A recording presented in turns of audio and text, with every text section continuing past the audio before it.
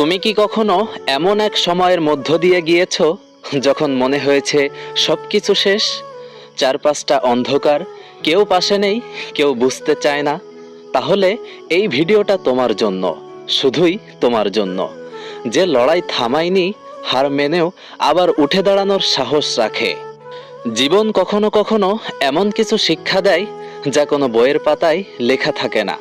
হঠাৎ চাকরি চলে যায়, হঠাৎ সম্পর্ক ভেঙে যায়, হঠাৎ শরীর অসুস্থ হয়ে পড়ে, আর তখনই মানুষ ভেঙে পড়ে। কিন্তু জানো কি, এই ভাঙা গড়ার মাঝেই গড়ে ওঠে আসল মানুষ। কারণ জীবন কারো জন্য থেমে থাকে না, জীবন শুধু তাদের জন্যই পথ তৈরি করে যারা কখনো থামে না।